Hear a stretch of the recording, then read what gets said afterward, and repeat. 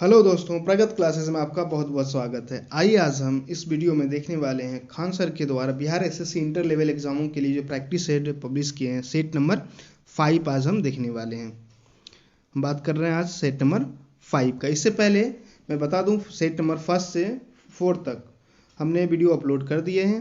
अगर आप लोग नहीं देखें तो एक बार जाइए और देखिए वीडियो। पसंद आता है तो लाइक कीजिएगा, सब्सक्राइब कीजिएगा, अपने फ्रेंड सर्कल में जरूर शेयर कीजिएगा। आइए आज हम देखते हैं सेट नंबर 5 का क्वेश्चन नंबर फर्स्ट। तो क्वेश्चन नंबर फर्स्ट है हमारे पास,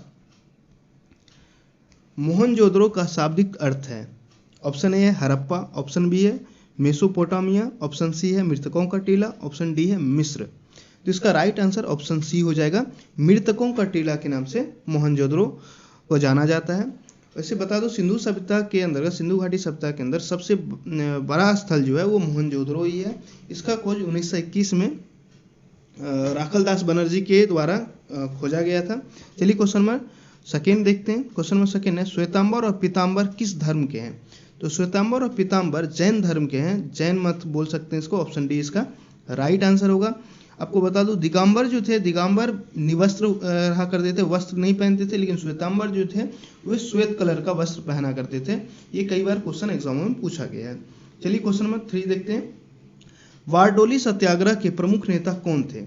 तो बारडोली सत्याग्रह के प्रमुख नेता जो थे लाला लाजपत राय थे।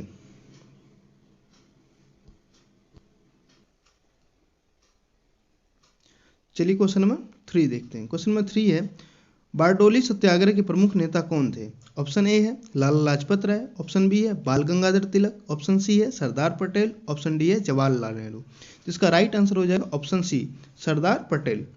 चलिए क्वेश्चन नंबर 4 देखते हैं। खान बहादुर खान अब्दुल गफ्फार खां को और किस नाम से जाना जाता था?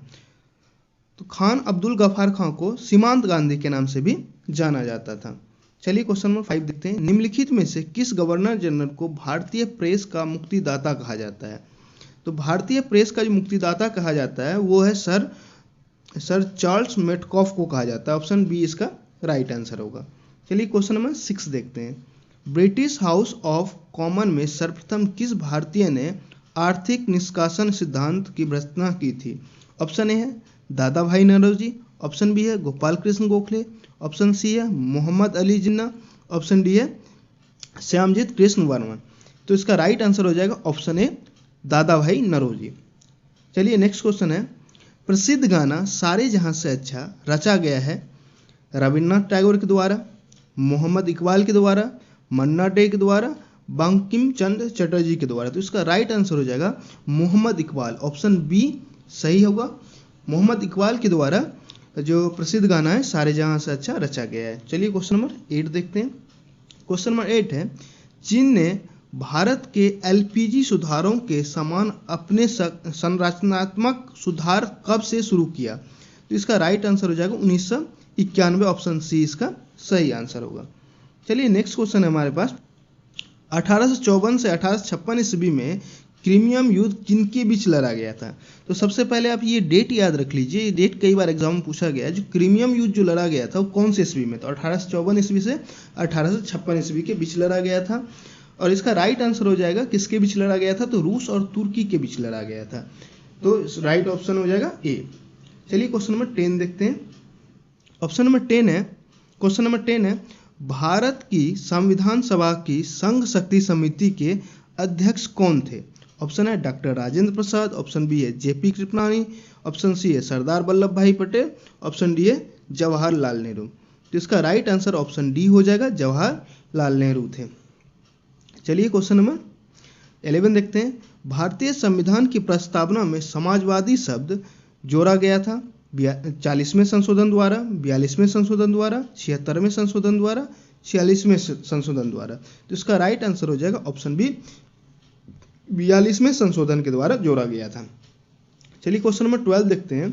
संसाधनात्मक शासन प्रणाली का प्रावधान भारतीय संविधान में किस देश से लिया गया था? तो ये लिया गया था ब्रिटेन से, ऑप्शन नंबर सी इसका राइट आंसर हो जाएगा। चलिए क्वेश्चन नंबर 13 देखते हैं। 1946 में भारतीय संविधान सभा के अंतरिम सभापति कौन थे? तो अंतरिम सभापति की अगर बात करें तो ये सच्चिदानंद सिंह थे। और अस्थाई सदस्य की बात करें डॉक्टर राजेंद्र प्रसाद थे। चलिए क्वेश्चन नंबर 14 देखते हैं। मौलिक अधिकार के प्रवर्तन के लिए याचिका रीट जारी किया जाता है, तो वो ऑप्शन देखते हैं, उसके आधार पर हम आंसर बताएंगे। तो ऑप्शन है हमारे पास जिला न्यायालय द्वारा, राष्ट्रपति द्वारा, सर्वोच्च न्यायालय द्वारा, सर्वोच्च न्यायालय और उच्च न्यायालय दोनों। इसका राइट आंसर होगा जो रीट जो जारी किया जाता है सर्वोच्च न्यायालय और उच्च न्यायालय दोनों के द्वारा जारी किया जाता है। चलिए क्वेश्चन नंबर 15 देखते हैं। क्वेश्चन नंबर 15 है निम्नलिखित में से कौन सा सही है? जाकिर हुसैन भारत के पहले मुस्लिम राष्ट्रपति थे, बिल्कुल सही आंसर है ये, तो ऑप्शन ए इसका सही जवाब होगा। क्वेश्चन नंबर 16 है राज्यसभा के सदस्य का कार्यकाल है, तो राज्यसभा के सदस्य का कार्यकाल याद रखिएगा 6 वर्षों का होता है, तो ऑप्शन सी इसका राइट आंसर होगा। चलिए 17 नंबर क्वेश्चन है बलवंत राय मेहता समिति ने किस प्रकार का पंचायत राज की संरचना की सिफारिश प्रदान की थी? तो बलवंत राय मेहता ने त्रिस्तरीय समिति की सिफारिश की थी, जिसको 42वें संशोधन के अंतर्गत 1976 में ऐड किया गया है, तो इसका राइट आंसर ऑप्शन बी हो जाएगा। और याद रखिए बलवंत राय ने समिति कौन से था? तो त्रिस्तरीय समिति थे। चलिए क्वेश्चन नंबर 18 देखते हैं। निम्नलिखित में से कौन सा कथन राजनीति के निर्देशक सिद्धांत के विषय में सही नहीं है? राजनीति के निर्देशक सिद्धांत के विषय में नहीं है। चलिए ऑप्शन देखते हैं। यदि कोई राज्य राजनीति के निर्देशक सिद्धांत को लागू नहीं करता है तो उसके विरुद्ध न्यायालय में मामला दायर किया जा सकता है, तो ये गलत है, तो ऑप्शन ए सही होगा। नहीं है पूछा गया, तो राज्य के नीति निर्देशक तत्व के विरुद्ध हम न्यायालय में नहीं जा सकते हैं, इसमें बोला गया हम दायर कर सकते हैं, नहीं कर सकते हैं, तो ऑप्शन ए नंबर सही है। चलिए क्वेश्चन नंबर 19 देखते हैं। निम्नलिखित में से कौन सी भाषा सरकार के द्वारा शास्त्रीय भाषा घोषित की गई है? तो ये हो जाएगा कन्नड़, ऑप्शन ए जो है जो कन्नड़ भाषा को शास्त्रीय भाषा घोषित की गई थी सरकार के द्वारा। चलिए क्वेश्चन नंबर 20 देखते हैं। चंद्रमा की घूर्णन अवधि है, तो घूर्णन अवधि 28 दिन होता है, तो बी इसका सही जवाब हो जाएगा। चलिए क्वेश्चन नंबर 21 देखते हैं। पेशावर एवं काबुल किसके माध्यम से एक दूसरे से जुड़े हैं? तो इसका राइट आंसर होगा खैबर दर्रा के थ्रू एक दूसरे से जुड़े हुए हैं। चलिए क्वेश्चन नंबर 22 है। हिमखंडों के पिघलने का मुख्य कारण है? ऑप्शन ए है ओजोन, ऑप्शन बी है पीड़कनाशकों के सांद्रण, ऑप्शन सी है भूमंडलीय ताप वृद्धि और ऑप्शन डी है अम्ल वर्षा। तो इसका राइट आंसर हो जाएगा भूमंडलीय ताप वृद्धि। ग्लोबल वार्मिंग की वजह से जो है हिमखंडों के पिघलने का मुख्य कारण है ग्लोबल वार्मिंग, भूमंडलीय ताप वृद्धि। चलिए क्वेश्चन नंबर 23 देखते हैं। विश्व की सबसे गहरी झील कौन सी है? तो विश्व की सबसे गहरी झील की बात करें तो वो बैकाल झील है, ऑप्शन नंबर ए इसका सही आंसर होगा। क्वेश्चन नंबर 21 है। दक्षिण अमेरिका की सबसे लंबी नदी, अगर दक्षिण अमेरिका की सबसे लंबी नदी की बात करें तो वो अमेजन नदी है। चलिए नेक्स्ट क्वेश्चन देखते हैं। 25 नंबर इग्लू क्या है? तो इग्लू क्या है? इग्लू एक तरह का घर होता है जो बर्फ के सिल्ली से जो बनाया जाता है, उसको इग्लू कहते हैं। तो यहाँ पे देखिए गुंबद के आकार का, ऑप्शन सी इसका सही आंसर होगा। गुंबद के आकार का एक घर या झोपड़ी जो कठोर बर्फ की सिल्ली से बनाया जाता है, जिसमें एस्किमो कहते हैं, जिसे एस्किमो के भी नाम से जाना जाता है, तो ये भी याद रखिएगा। चलिए देखते हैं नेक्स्ट क्वेश्चन। नेक्स्ट क्वेश्चन है कर्क रेखा किस राज्य से होकर नहीं गुजरती है? तो कर्क रेखा इसमें से देख लीजिए राजस्थान से होकर गुजरती है, छत्तीसगढ़ से भी, ओडिशा ऑप्शन सी जो है ये राइट आंसर होगा। उड़ीसा से होकर नहीं गुजरती है, त्रिपुरा से भी गुजरती है, तो इसका राइट आंसर हो जाएगा ऑप्शन सी। चलिए क्वेश्चन नंबर 27 है। भारतीय मानक समय प्रधान मेरिडियन पर आधारित कहाँ से गुजरती है? जो मानक समय रेखा जो है मेरिडियन, वो इलाहाबाद से होकर गुजरती है, तो ऑप्शन नंबर इसका सी सही आंसर होगा। चलिए नेक्स्ट क्वेश्चन है। सांख्यिकी और कार्यान्वयन मंत्रालय द्वारा 2016-17 के लिए दिए गए बागवानी आंकड़ों के अनुसार सबसे बड़ा फल उत्पादक भारतीय राज्य कौन सा है? तो इसका राइट आंसर हो जाएगा आंध्र प्रदेश। आंध्र प्रदेश सबसे बड़ा राज्य है उत्पादक के लिए, इसके लिए बागवानी के लिए। चलिए क्वेश्चन नंबर 29 देखते हैं। निम्न में से कौन सा कथन हरित क्रांति के बारे में सही नहीं है? तो ऑप्शन ए है, इसका प्रारंभ 1966 की खरीफ ऋतु में हुआ है, तो ये बात सही है। ऑप्शन बी है, इसका प्रारंभ अधिक उपज देने वाले बीजों के उपयोग से हुआ है, ये भी सही है। ऑप्शन सी है, प्रारंभ में इसका लाभ पंजाब, हरियाणा, पश्चिम उत्तर प्रदेश को मिला है, ये भी बात सही है। उसके बाद है ऑप्शन डी, यह केवल चावल के उत्पाद के लिए उत्पादन में सफल है, तो ये गलत है। ये सभी जो भी मोटे अनाज हैं उन सब के लिए होता है, इसमें चावल की बात किया गया। तो इसमें पूछा गया कौन सा कथन नहीं होगा, तो ऑप्शन डी इसका आंसर हो जाएगा। चलिए क्वेश्चन नंबर 30 देखते हैं। क्वेश्चन नंबर 30 है, 2001 से 11 के दशक में भारत निम्नलिखित राज्यों में से किसमें सर्वाधिक जनसंख्या वृद्धि दर? तो अगर 2011 की जो दशक की बात किया जाए, 2001 से 2011 तक की, तो इसमें जो सर्वाधिक जनसंख्या वृद्धि दर वो मेघालय है, ऑप्शन सी है। अगर जस्ट इसका उल्टा पूछा जाए, निम्न दर पूछा जाए, तो वो हो जाता है नागालैंड, याद रखिएगा। क्वेश्चन नंबर 31 है, निम्न में से किसके कारण राष्ट्रीय आय के चक्राकार प्रवाह का आकार घटता है? ऑप्शन है इसमें निजी निवेश, ऑप्शन ए है निजी निवेश, ऑप्शन बी है निर्यात, ऑप्शन सी है सार्वजनिक व्यय, ऑप्शन डी है आयात। तो इसका राइट आंसर क्या हो जाएगा? आयात हो जाएगा। चलिए नेक्स्ट क्वेश्चन हम देखते हैं। नेक्स्ट क्वेश्चन हमारे पास है, कौटिल्य के अर्थशास्त्र के अनुसार निम्नलिखित में से कौन राज्य के करों की वसूली के लिए जिम्मेदार थे? तो इसका सही आंसर हो जाएगा नागरिक, नागरिक जिम्मेदार थे, ऑप्शन डी इसका सही आंसर हो जाएगा। चलिए नेक्स्ट क्वेश्चन देखते हैं। क्वेश्चन नंबर 33 है, गालिब थे, गालिब कवि थे, सूफी संत थे, चित्रकार थे या राजा थे? तो गालिब जो थे वो कवि थे, ऑप्शन नंबर ए इसका सही आंसर हो जाएगा। चलिए नेक्स्ट क्वेश्चन देखते हैं हम लोग। भारत का जीव मंडल रिजर्व नंदा देवी जो कि यूनेस्को में शामिल है, किस राज्य में स्थित है? तो ऑप्शन है उत्तराखंड, ऑप्शन बी है सिक्किम, ऑप्शन सी है मेघालय, ऑप्शन डी है हिमाचल। तो याद रखिएगा आप लोग, जो नंदा देवी जो है ये स्थित है उत्तराखंड में, ऑप्शन ए इसका सही आंसर होगा। क्वेश्चन नंबर 35 है, अंतर्राष्ट्रीय मजदूर दिवस कब मनाया जाता है? अंतर्राष्ट्रीय मजदूर दिवस 1 मई को मनाया जाता है। 36 क्वेश्चन है, कौन सा कथन घराना उस नृत्य शैली के आध्यात्मिक पहलुओं पर अधिक ध्यान देता है? Option A Jaipur, option B है बनारस, ऑप्शन सी है लखनऊ, ऑप्शन डी है बरेली। तो इसका राइट आंसर हो जाएगा लखनऊ, ऑप्शन सी इसका राइट आंसर होगा। क्वेश्चन नंबर 37 है, उस वैज्ञानिक का नाम बताइए जिसने प्रथम बार टीके की खोज की थी? तो एडवर्ड जनरल साहब जो थे उसने सबसे पहली बार टीके की खोज की थी। चलिए क्वेश्चन नंबर 38 देखते हैं। कोशिका भित्ति कोशिका में अनुपस्थित होती है, यानी कि कोशिका भित्ति किस में अनुपस्थित रहती है ये पूछा गया है। तो पादप में, जंतु में, जीवाणु में, कवक में। तो इसका राइट आंसर हो जाएगा जंतु में जो होता है कोशिका भित्ति नहीं होता है। चलिए क्वेश्चन नंबर 39 है, उपास्थि एक डैश संयोजित उत्तक है? तो उपास्थि कोमल संयोजित उत्तक है, तो ऑप्शन नंबर सी इसका राइट आंसर हो जाएगा। क्वेश्चन नंबर 40 है, मनुष्यों में पित्त का उत्पादन किस अंग में होता है? तो पित्त का उत्पादन जनरली जिगर में होता है, ऑप्शन सी इसका राइट आंसर होगा। चलिए नेक्स्ट क्वेश्चन देखते हैं हम लोग। 41 है, रुधिर परिसंचारण तंत्र की खोज किसने किया था? तो इसका राइट आंसर हो जाएगा विलियम हार्वे ने, विलियम हार्वे ने इसका खोज, रुधिर परिसंचारण तंत्र का खोज किया था।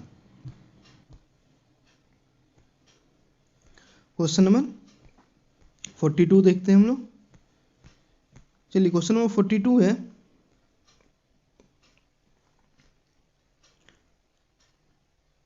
क्वेश्चन नंबर 42 है, गले के उदर तलीय मध्य रेखा पर चपटी हड्डी का नाम बताइए? तो इसको बोलते हैं, जो उदर तलीय मध्य रेखा जो होते हैं उसको ब्रेस्ट बोन बोलते हैं, ब्रेस्ट बोन, ऑप्शन सी सही आंसर होगा। चलिए नेक्स्ट क्वेश्चन है हमारे पास, निम्नलिखित में से कौन सा आपको एक व्युत्क्रम वर्ग बना देता है जो एक आधार वर्ग से अधिक विशेषताओं का आनुवांशिक रूप से प्राप्त करता है? ऑप्शन ए है बहुस्तरीय,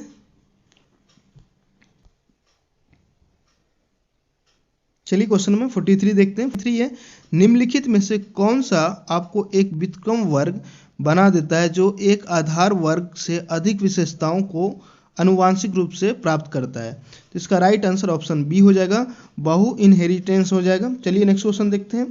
क्वेश्चन नंबर 44 है, पोलियो तथा चेचक की बीमारियों के होने का कारण जीवाणु है, कवक है, विषाणु है, कीड़े हैं। तो इसका राइट आंसर ऑप्शन सी हो जाएगा, विषाणु से पोलियो और चेचक होता है। चलिए नेक्स्ट क्वेश्चन है हमारे पास, वह पादप है जिसमें बीज फलों के भीतर होता है। तो एंजियोस्पर्म बोलते हैं उसको, जो ऐसे फल जिसके बीज उसके भीतर होते हैं एंजियोस्पर्म के नाम से जाना जाता है। ऑप्शन ए इसका राइट आंसर होगा। चलिए नेक्स्ट क्वेश्चन है 46 देखते हैं। क्वाशियोरकर बीमारी किस की कमी के कारण होती है।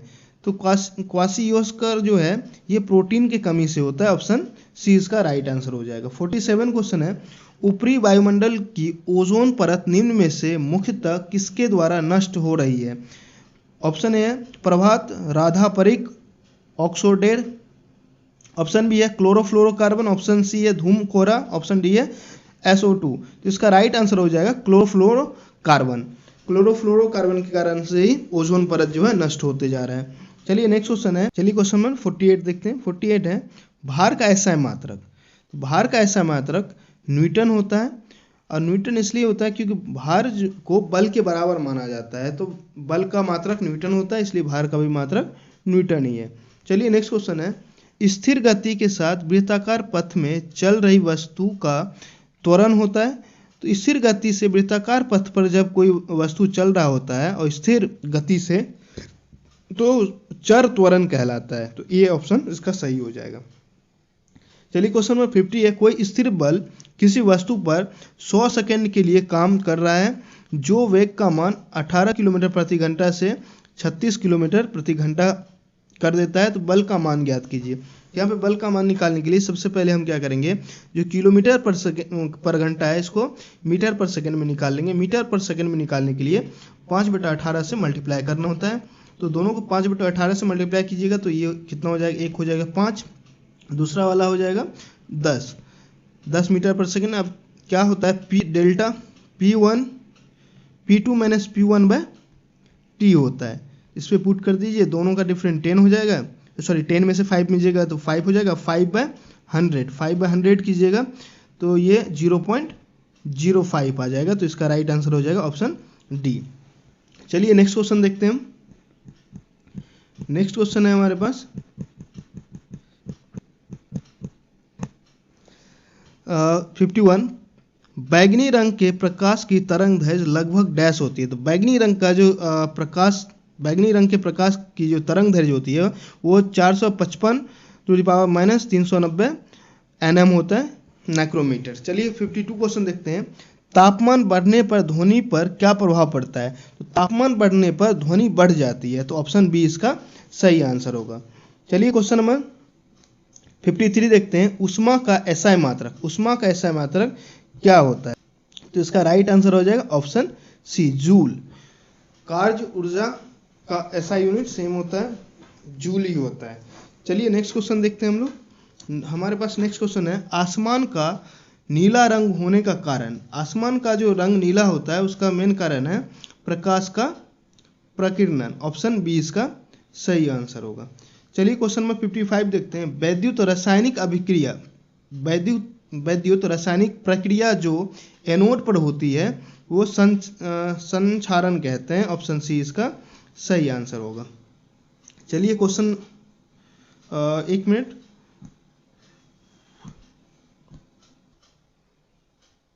ऑप्शन ए इसका राइट आंसर हो जाएगा, ऑक्सीकरण कहलाता है।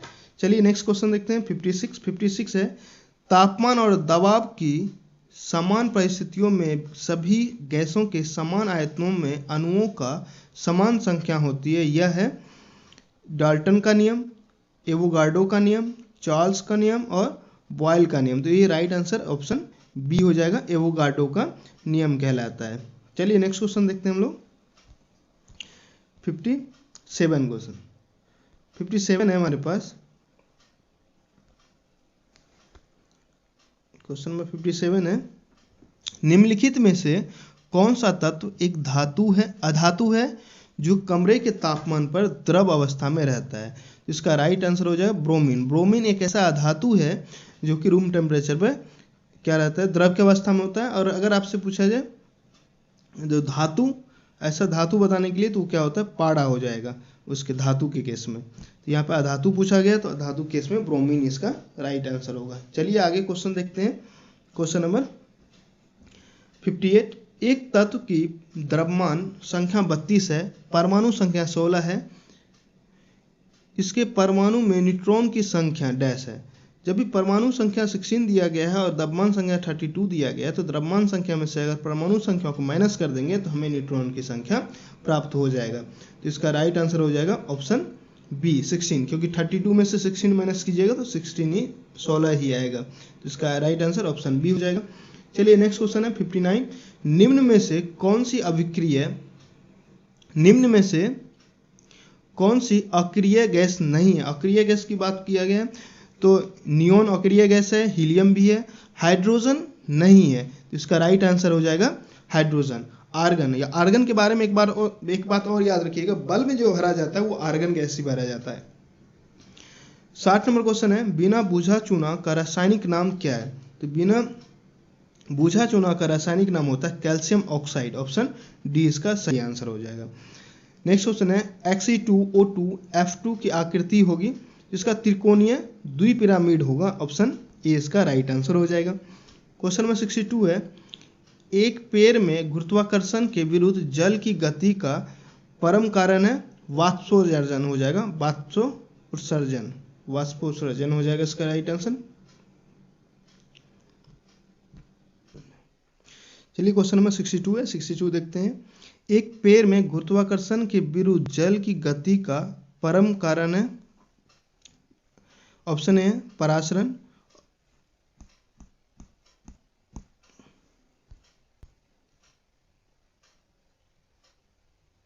चलिए क्वेश्चन नंबर 62 देखते हैं। 62 है, एक पेड़ में गुरुत्वाकर्षण के विरुद्ध जल की गति का परम कारण है, तो इसका सही आंसर ऑप्शन बी है वाष्पो उत्सर्जन हो जाएगा। चलिए क्वेश्चन नंबर 63 देखते हैं। रासायनिक परिवर्तन के लिए असत्य कथन छांटिए।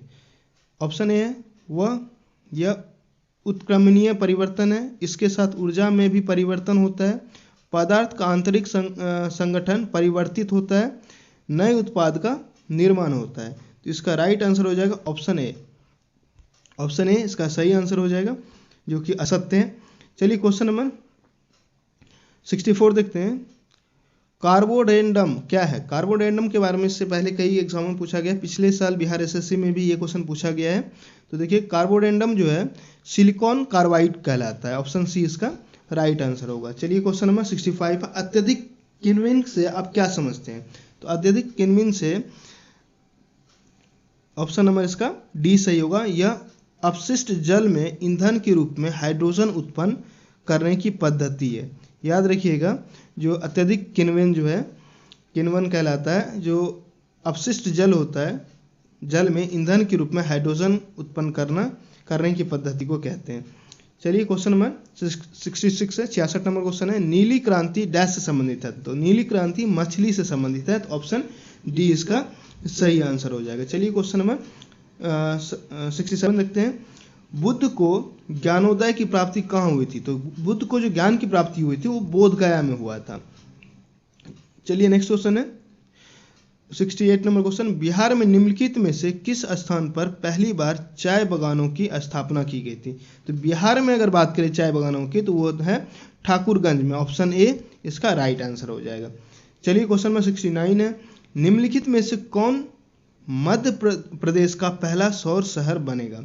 तो मध्य प्रदेश का पहला सौर शहर की बात करें तो हो जाता है ऑप्शन नंबर डी इसका राइट आंसर हो जाएगा सांची। सांची में मध्य प्रदेश का पहला सौर शहर बनने वाला है। चलिए क्वेश्चन नंबर 70 देखते हैं। पिसोडोनोफिस कलिंगा नामक ईल की एक नई प्रजाति किस राज्य में खोजी गई है? तो ये ईल का नया प्रजाति ढूंढा गया है, जो कि है ओडिशा में ढूंढा गया। ऑप्शन नंबर डी इसका सही आंसर होगा। उसका नेक्स्ट क्वेश्चन है, प्रथम पंचवर्षीय योजना किस मॉडल पर आधारित है? तो प्रथम पंचवर्षीय योजना जो कि फेल हो गया था, हेरोल्ड डोमेर के मॉडल पर आधारित है। तो ऑप्शन नंबर 20 का सही आंसर हो जाएगा। क्वेश्चन नंबर 72 है, जलियांवाला बाग हत्याकांड डैश के विरोध का प्रत्यक्ष परिणाम है। चलिए देखते हैं ऑप्शन। तो हमारे पास ऑप्शन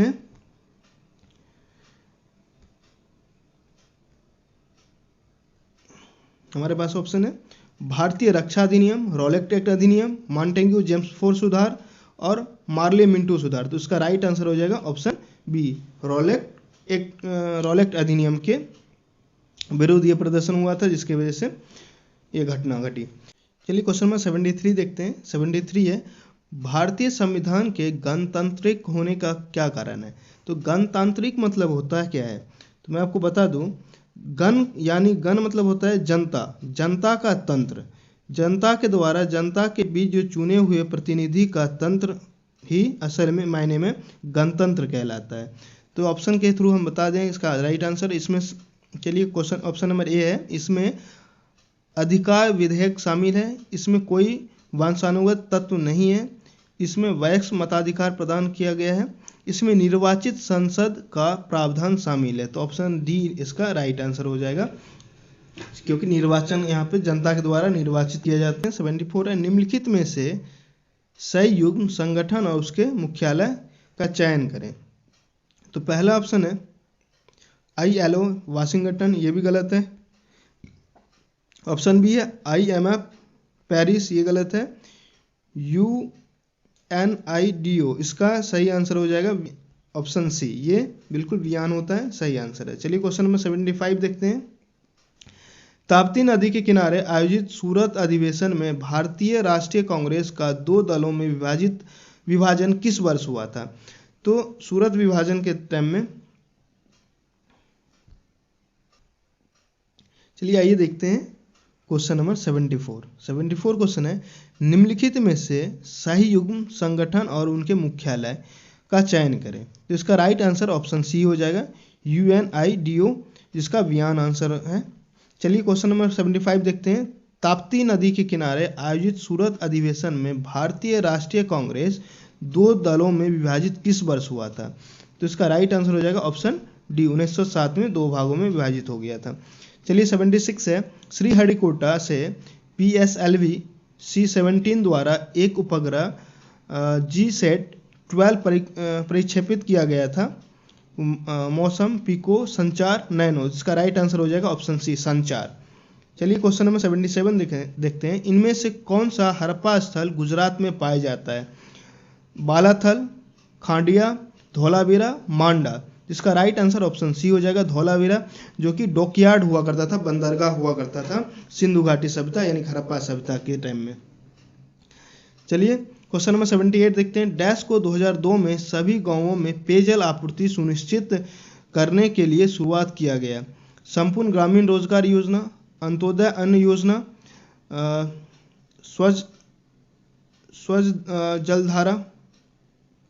स्वजलधारा योजना, अन्नपूर्णा योजना। तो इसका राइट आंसर हो जाएगा ऑप्शन नंबर सी।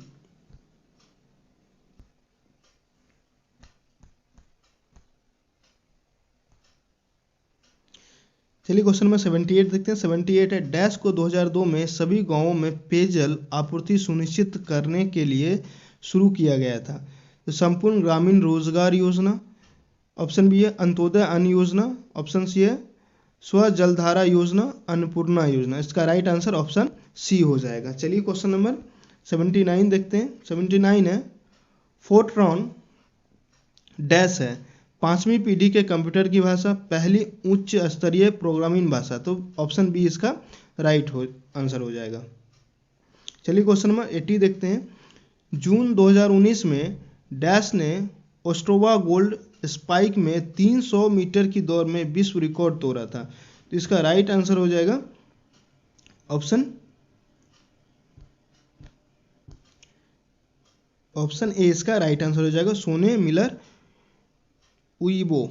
चलिए क्वेश्चन नंबर 81 देखते हैं। 81 देखते हैं। 11वीं पंचवर्षीय योजना में डैश से संबंधित कारीगरों को marketing export and the services scheme द्वारा सहयोग दिया गया था।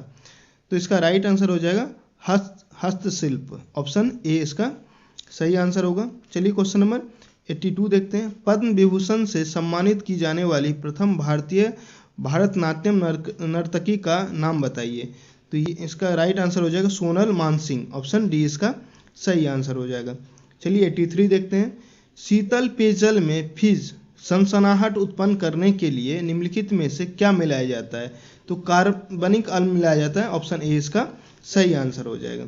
चलिए क्वेश्चन नंबर 84 देखते हैं। निम्नलिखित में से कौन सा मानव रक्त में मौजूद एक वर्णक है जो ऑक्सीजन को हमारे फेफड़ों से शरीर के सभी अंगों में ले जाता है। तो इसका राइट आंसर हो जाएगा हीमोग्लोबिन, ऑप्शन डी सही आंसर होगा। चलिए लास्ट क्वेश्चन है। डैश इंसुलेटर का एक उदाहरण नहीं है।